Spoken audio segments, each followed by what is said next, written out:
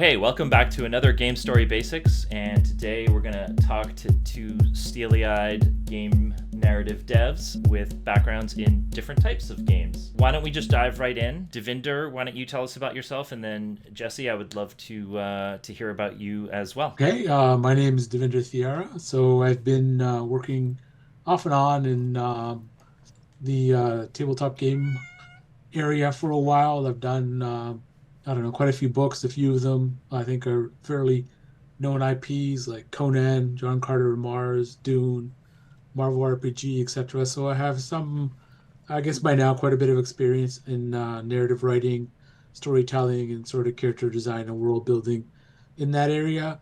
In addition to that, I've been playing video games forever, so I have a lot of experience in understanding, the world building and sort of how those games differ also. Beyond that, I like to also write quite a bit in terms of fiction and nonfiction, and pretty much I've devoted a good chunk of my education and time in understanding narrative and language and studying it essentially. Jesse, how Hello. how are you going to compare to that? Excellent. So I'm Jesse Scoble. So I've been in the game space for about 25 years now, which is ridiculous to say out loud. About 20 years in video games, about 5 years before that in tabletop role-playing games. And Dev and I actually go back all the way even before that to university. We both were studying English Lit at Guelph, University of Guelph together. So in the years I've been working, I've done a whole bunch of different things, but some of the highlights, I guess, are I worked for on Wizard 101 for almost 4 years, down with the guys at Kings Isle in Austin, Texas, developing a number of the major worlds and chapters. And then I came up to Montreal, where I was at Ubisoft Montreal for 5 years, where you and I crossed paths, Brian. And I had the privilege to work on and contribute a bit to Assassin's Creed Origins and Odyssey, Far Cry 5, Watch Dogs 2, and Hyperscape, a short-lived but very well acclaimed, critically acclaimed Neo Cyberpunk Battle Royale. And yeah, that's pretty much the quick and dirty. Great. Yeah, we actually did cross paths before Montreal, just briefly, when I was at Epic in North Carolina. I think Dansky dragged me to a East Coast Games Conference, and we did a panel together. Yes, yeah, Uh, ECGC was a great show and one I miss a lot. yeah. Along with Austin GDC, it's another great conference that sadly is no longer with us. So Dev, let me ask you first, because this channel has mostly been about video games. So presumably all of our anyone watching is already a complete and total expert and has nothing to learn from me or Jesse. But um, your experience in tabletop, when you say you write books, so you're writing the rule books and the world building, basically the overall tabletop RPG guide. Yes, I mean, I've had various roles in terms of that, but generally, I tend to not be involved in a lot of the rule side of the game. I tend to work a lot on the world building, a lot of the storytelling, a lot of the characters, and sort of the scenarios that folks play themselves through. So I concern myself with a lot of the meta narratives that are involved in that particular type of storytelling. I look at the characters, I look at the history. One of the things I take some pride in is that I study the source material quite in about a lot of detail, and I try and embed as much of that genre or feeling or the tropes that author is has a lot of sort of love for into the game itself, because I find those are the things that resonate with a lot of the folks that play, and I feel I've been complimented quite a bit on being able to capture that flavor. So when we did Conan, I was able to invoke a lot of Robert E. Howard's original feeling around who Conan was and what he did, etc. So, that goes a long way. And same thing when I was writing for John Carter of Mars, I was able to capture the philosophy of Edgar Wright Burroughs in the actual RPG itself, and have set up the rules and set up the stories and set up the scenarios that people could sort of go through that world and feel like it's part of that. So that's been my major contribution, I think, when I work on projects and collaborate with other folks, because a lot of their strengths are in the game system side or in the actual other parts of it. And I'll try and facilitate that by bringing on the things I'm good at or I feel I can heavily sort of influence or make better, basically. So I always enjoy these collaborative projects where I can, uh, either help shore up the areas where it feels a little weak, or I can bring in my expert areas that can really help the project get to sort of that end goal, basically. That actually leads right into the first question I wanted to ask both of you, which is we have an experienced video game writer here and an experienced tabletop RPG world builder narrative person here. So, what between those two genres of game do you guys find are very different when you're approaching it as a narrative person? I think from the video game side, one of the things that is, I'm sure you've, drilled down this a lot with various students and juniors and so forth, is how collaborative video game development is. Even as a narrative person, you can't sit alone in an ivory tower and just write a few scripts and hand it off. You have to you really are working with the team to try to make the game the best you can. You've got to be in the thick of things with the level designers, the world builders, the art team, animation, lighting, sound, all of the group to understand what you're trying to represent and create, and, what kind of experience you're trying to make for the player. And so you tend to do a lot more, depending on the team and where you come in the project, a lot more documentation type work that is not player facing, that is talking about the styles, the themes, the atmosphere. But you're trying to just convey that to the other teams, who then you have the advantage of, you don't have to get all the words correct for the reader or the audience. You just have to, because the art team is going to do all the work for you in a lot of ways, right? Creating a gothic castle or a mysterious cavern or something. Whereas you can comment on this, Dev, but when you're doing pen and paper stuff, I think you have to do a lot more fill in those blanks, right? Yeah, I think you're good observations in that sense. The other thing I've noticed is that in terms of video games, the game engine or system limitations, things like that, also impose certain narrative limitations. Also, and on top of that, so you need to be collaborative with those items also. Whereas in the pen and paper, I mean, they have their own limitations, but you're a bit more open in terms of what you can and can't do. So, example I'll give you is if you have a game engine that doesn't allow for vehicles or flying as one of the options, that limits to what kind of scenarios you can engage in and stories you can tell and where people can go.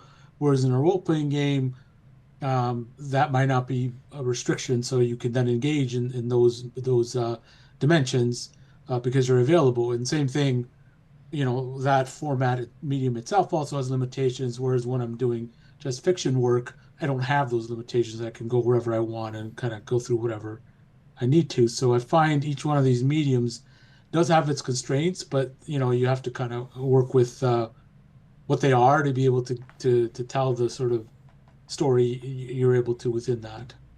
Yeah, I think that's true. And I mean, working in video game space, you want to create that sort of verisimilitude, right? That sense of reality and something coherent and logical, so that it isn't horribly dissonant or kind of breaking the illusion all the time. Whereas when writing a tabletop scenario, one of the challenges is to think, okay, players will always mess up everything. They're always going to kind of take this in weird ways. So how can you give the person running the game the tools to try and keep it not on rails, but keep it, within the context of the story that you're trying to do, right? How do you build hooks that will engage people but leave blank space for them to kind of fill in their own stories? Whereas in video games, again, you're trying, depending on what type of game it is, but you're kind of building the walls and then letting them explore within that space a little bit more freely. Definitely in video games we have the ability to put impenetrable walls in places and stuff. Players do still manage to find a way to completely destroy your best laid plans. I think that's kind of a universal player experience, which wildly leads into my next question. So we've talked about the differences between tabletop RPGs and video games. What would you guys say from the narrative perspective are some universal aspects of the job, or at least common between those two genres? I think the commonality. I'll take that bit of it, and you have to have a compelling story no matter what. You have to have an engaging narrative in all mediums. It doesn't matter. You have to have characters that are true to themselves and are sort of well formed, well written, don't act dumb, things like that. So there are some universal truths across all narratives and all sort of storytelling that apply, no matter what the medium is in that sense, right? So I think if you can kind of stay true to that, you're gonna be able to produce a very good experience and a very good, you know, sort of opportunity for the players or the reader to engage in. So I think that thing is what I would say is comparable between all of these things, right?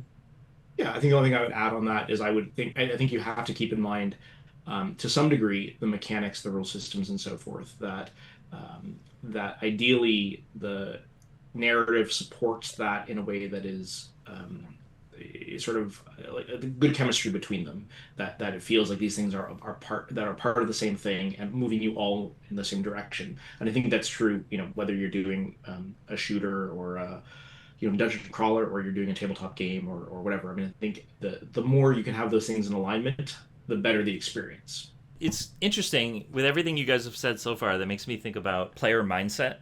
So, before games, I was in the film industry, and a big difference I've always noticed is people consuming a film are in a fairly passive state. They might be excited, but they are being told a story. They're waiting for the information to come to them.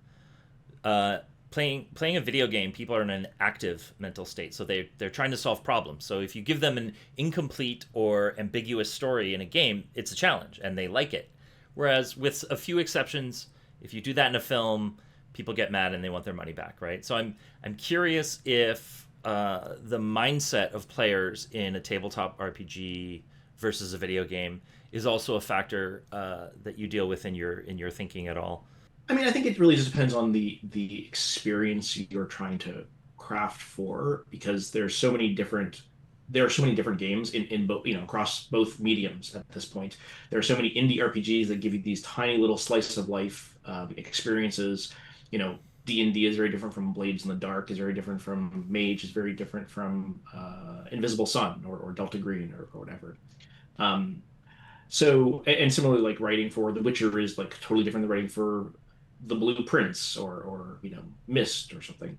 So I think a lot of it really depends on what the overall goal and type of experience you're trying to create is. I think that's where I would lean in. Yeah, and I think the lines are a little more gray or blurry than um, at first it appears, because you have people playing, tabletop type games in like open worlds and things like that, where they're literally online, have maps, and it's sort of half a video game almost at that point, basically. So you have quite a bit of domain in that overlaps and covers that. And I think ultimately people sort of settle on the balance of what they prefer, the experience that rewards them the most, in a sense of whether they prefer a lot more of the imagination side, rules light, etc. So the RPG elements, or they prefer, well-defined mechanics that are ingrained with hard walls and sort of a sandbox experience where they can kind of play out their, heroic sort of character fantasies, etc. So it's there's a fair bit of room there, and I think there's more overlap than people initially give it sort of credit for. If you guys had to come up with like just a couple rules about world building, I think Dev already gave us one, which is that if you have source material, become a subject matter expert on that. Do you have a couple of other world building rules that people could apply to their own work as they approach it? Because I think at least some people have a fear of the white canvas, right? Just like the blank page. I mean, I think you want to try to, be logical and make things have good relationships with each other. That you don't want things to be just sort of in a vacuum. You want to sort of have some understanding of why, elves hate dwarves, or not just because, or, whether you have a lot of magic in the world or little magic in the world, and what is the significance of that. Or if you're creating a game where you have people playing in a blood sport shooter, um, why does nobody die forever? Is there a reason for that? Is there some kind of conceit? Are they just playing a game themselves, or what can you roll into the narrative world that supports that thing, rather than just being the kind of throwaway? But But at the same time, I also think sometimes you do throw it away, like in Wizard 101 and other MMOs where you can grind bosses 1,000 times for that special drop. As a writer, I did not try to resolve that at all. Try to explain that. I'm just like, no, what, those are people playing the game part, the gaming bit. Yeah. That's fine. That's totally cool. I don't even want to try and engage that from a story side. Yeah, I mean, depending on, the genre and sort of where what you're trying to do, how much sort of fantastical elements there are, you can get away with a fair bit of hand waving. But ultimately, I've always felt the need to sort of work out some set of world rules that make sense. Like one of my pet peeves about zombie movies is that they just seem to be around forever. Like they don't, like, what are they eating? Like how are they alive 2 weeks from now? Like what is their biological ecosystem that keeps them around? That's never addressed or answered, and they're just always there when the story needs them, or they're there when it's not needed, etc. So to me, that's kind of irksome, right? Same thing if you're middle of nowhere and you have this, fantastical sort of castle or whatever. Well, how does it, where does how does it get food? Like, how do the people survive there? Can't have a garrison of 200 people and there's no farms around. Like, how does it make any sense, right? So I've always tried to ground stuff I do that makes some sense in that sense in a logic. Like, if there's any, you know, trade involved or any of those things. I mean, it doesn't have to go into the actual world itself or whatever, but I need to build that out for it to make sense. And I apply the same logic for characters. Like, how did this person get to this position? What experiences did they have? What was their childhood like, et cetera, et cetera. That necessarily doesn't even come out in the story or even in the background. But to me, that's important to know because then you know how your character is going to behave, what they're going to do logically, or where it's going to go, or what's happening here.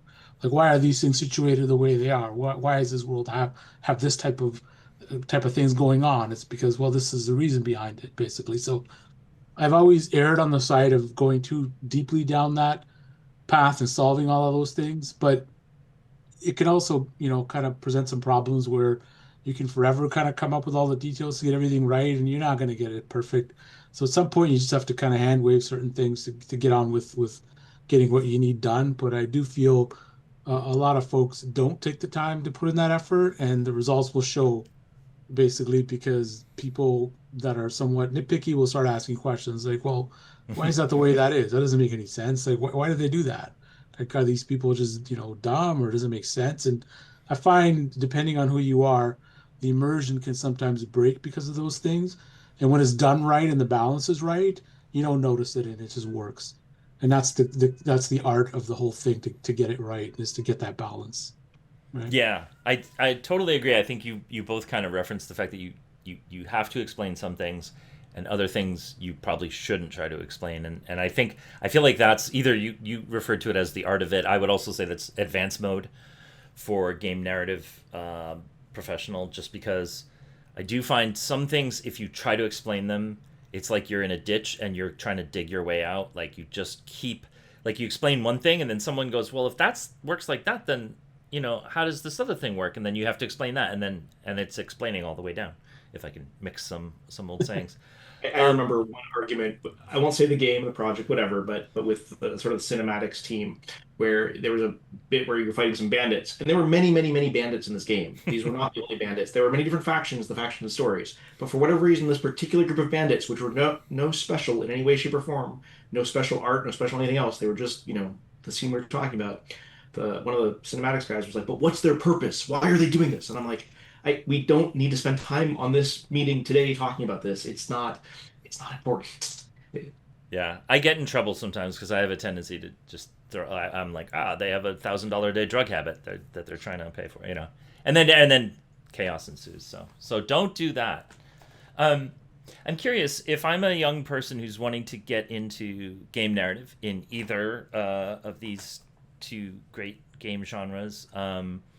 What are the kinds of things I should be doing? And you can take that as like, what should I be doing in terms of what are the steps to take, concrete steps to become a professional, or just like, how should I be educating and molding myself and my foci? Oh, it's so hard these days, Yeah. Brian. I ask this question. So, I mean, I think the basics, and this applies, I think, in both, all kind of game fields, but um, try to find small projects you can work on, as passion projects or small teams, volunteers, or whatever, until you can get paid for something. Hmm. Find little things you can work on that you believe in that will not take up too much of your life, and make them and put them out in the world and get some feedback. Very tiny things, small things, get them out there. And that gives you an experience working with teams, whether it's a role-playing game or a video game, and gives you experience of making a bunch of little things and getting some immediate feedback from an audience and how to incorporate that, how to kind of know what to listen to, all those elements. And it also gives you a chance of meeting people who, as they gain experience and make connections and so forth, your network expands. So those are some of the starting points for me. Yeah, and I'll expand on that. I think having experience in the particular genre, I'll just call it, that you wanna engage. Try and have a breadth of experience in that. By that I mean, read a lot if you're interested in like the tabletop games. If you're in the video game side, obviously play a lot of games in that particular area. Try and understand and get behind what the thinking was of the folks who made what they made, basically, or what they wrote, essentially. So it's sort of like just a combination of experience, combination of getting out there and trying it, and even failing, you'll learn from that. And then, you kind of have to be engaged in this sort of serendipitous situations where you'll get the opportunity to actually achieve something. And then if you get a little bit of success, build on that. Or if you find even failure, try and learn and build on that and kind of keep going at it. I think one of the key things is to be persistent about what it is you want to get out of it and what you want, and just sort of keeping at it. And eventually, at some point, you'll cross over from being, what they call an imposter into actually just doing it. And then that's how Right. I feel that happens for a lot of folks I know, where one day they're just sort of at the cusp of sort of, being fans to some degree, and then they're just doing the stuff, and then they're, known entities in that area, basically. Yeah, I feel like there's a progression where like you start out your career and then you end up working with someone that like you grew up reading their work or playing their work or whatever, and you're like, oh my gosh, and then after a while they're just another colleague, and then after a long while, like suddenly you're that person, and some young person's like, I grew up playing your games and I hated them or whatever, and you're just like, oh great. Um, so I'm curious on that front, both of you, what are the things that kind of inspired you, either A, to get into this and end up where you are now, or maybe inspire you still, since inspiration is a valuable commodity. I think I'm trying to remember. I mean, my earliest experience with any stuff is obviously reading when I was, fairly young, and getting into reading books and fantasy and things like that. I always had like a keen interest in that, and then from there into role-playing stuff, D&D, obviously, and then other types of games from there. And then eventually, when the technology got a bit better into video games, because initially the video games were, when I was growing up, weren't that great. There were a lot of strategy type games and war games and things like that, because the capabilities of computers just weren't there for role playing or sort of any long narrative type stories or things like that, other than those text adventures, which, I mean, they were kind of interesting in their own way, but they had their limitations. But the first game I remember being blown away by was, I have to say, the Fallout series. I mean, I Mm. played one, two, and all the way, even to now.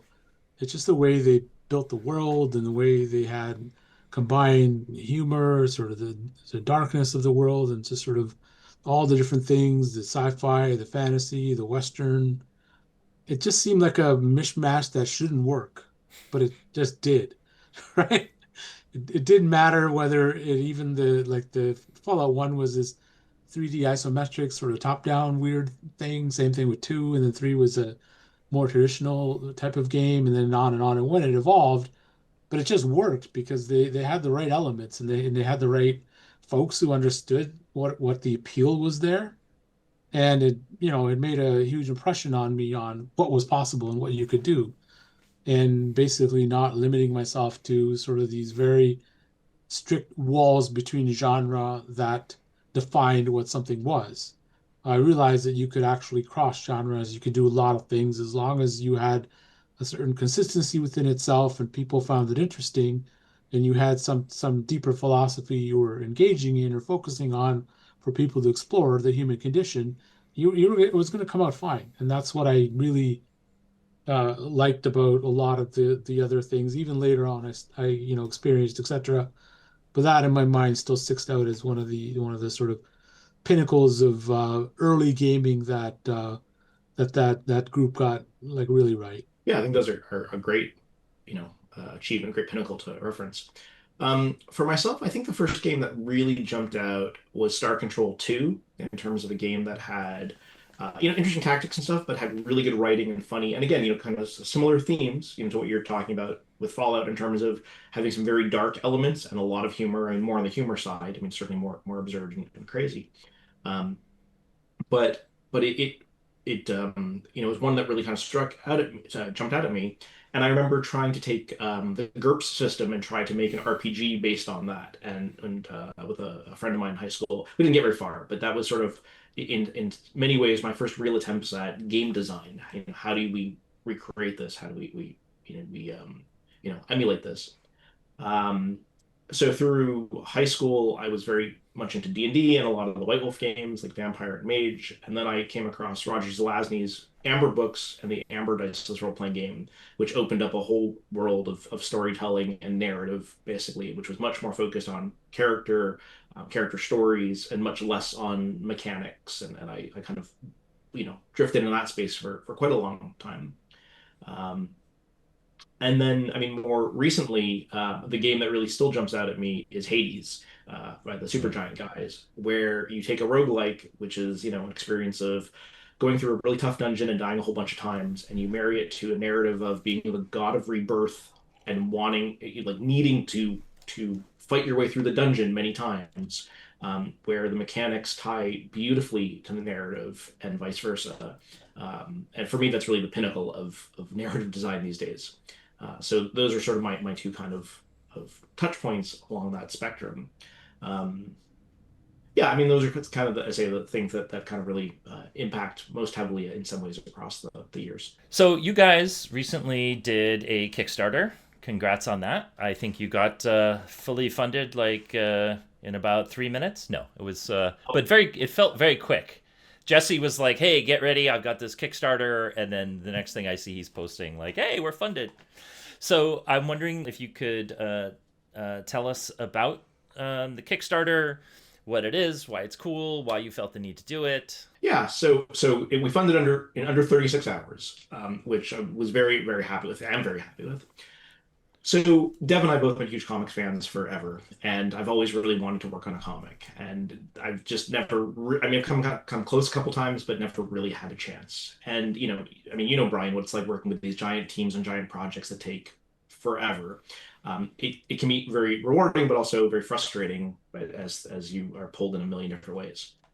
So we came up with an idea about a year and a half ago, like the concrete plan, maybe about a year ago, of finding an artist and deciding we're going to do this. We're going to make this first issue of a bigger story, a limited story, but a bigger story. And that's kind of where we started. We reached out through a friend that I had made, Mishka De Caro, down in the Argentinian circles, who knows a lot of artists, who introduced us to Tomas Aida, who's proved to be a fantastic artist. And we just started kind of working together on that side. You want to talk more about the project itself, Ev? Yeah, so the project itself initially came from a screenplay Jesse and I wrote, pretty long time ago when we did this road trip across America almost. We drove from Austin, Texas, all the way back to Ontario. And along the way, we just talked about, a lot of things. We both recently kind of graduated from our literature program. And we were interested in narrative and sort of what to do. And we thought, why don't we take our hand at writing a screenplay? I mean, we wrote it. It was, reasonably reviewed, but in the end, it was just too expensive to make because of all of the special effects involved, etc. So then, as Jesse said, about a year and a half ago, we were thinking about another project. So we kind of dusted off that script and decided it would be a pretty good basis on which we could base a comic book. And then we kind of just went from there to start figuring out what's involved in writing a comic book script, etc. Because neither of us have a lot of experience in that area, other than as consumers of that medium, but not as producers, basically. And we, I've kind of been playing it by ear and finding resources and artists, etc., to kind of get it going. And then again, it's all things considered relatively low cost to kind of put something out there. But we realized we needed other experts, artists, letters, etc., people like that. So we had to start putting together project team, etc. And then eventually we were like, okay, we could continue to maybe start funding all of this, but there seems to be the model that's out there was the Kickstarter model for comics seemed fairly accessible and successful for a lot of folks doing this. So we decided to sort of take a chance on that and see how it goes to at least recover some of the cost, the printing cost to get it out there. And again, we initially figured out we'll do one issue and kind of see what kind of appetite there is and what the process is and how much effort it is, etc., and then go from there. We realized that, it turned out to be, it has its challenges, but we were able to do it, and we're interested now in pursuing the full story of, ends up being 8 to 10 issues, etc. So, and that's what our Kickstarter generally supports. And we're very happy to, the folks who support us and funded it. And we're hoping to get the rest of the way and get these issues out and eventually have the whole thing out as a graphic novel, hopefully further down the line. But that's basically how we pursued it, just sort of one step at a time until we, get to where we needed to. So I don't know if that's useful or helpful for other folks, but that's basically what our Kickstarter was about, how we came to it and how we arrived at it. No, that's great. So if you guys are fully funded, but if someone goes to your page and they think like, oh, this looks cool, they can still contribute, and that will go towards future issues. Absolutely. 2, 3, 4, all the way until we're done the whole thing. Yeah. Okay. Right. Yeah, we set our goal. We try to keep it low to be realistic because we hadn't done this before. We're new to Kickstarter. I mean, I've bought many Kickstarters, but new to a campaign. So we wanted to make sure the art was all done. The issue is basically done, other than some very tiny, production issues at the end before we even got to Kickstarter. So that was all taken care of. But the Kickstarter was set basically to cover the printing costs and mailing. The further funds help us recoup some of the costs we've spent on the art team, and further pledges, anything we get now, basically starts funding issue 2, and then we'll see where we go. So if we get to, right now we're at about 200% funded, which is amazing, about 5,000 Canadian. If we get to about 7,000 Canadian, we pretty much have funded the majority of issue 2, and then proceed forward from that point. All right, cool. And I'll include a link to the Kickstarter in Awesome. in the description of this video. So thank you very much, guys, for taking the time to talk to us today and tell us all about world building, tabletop RPGs, video games. I think we're all masters of the craft now. So thanks a bunch. It was great talking to you guys. Yeah. Well, thanks, Brian. This is terrific. Yeah. Excellent. Thanks for listening to our talk with Devinder and Jesse. There's a link to their Kickstarter, Dead Money, in the description of this video.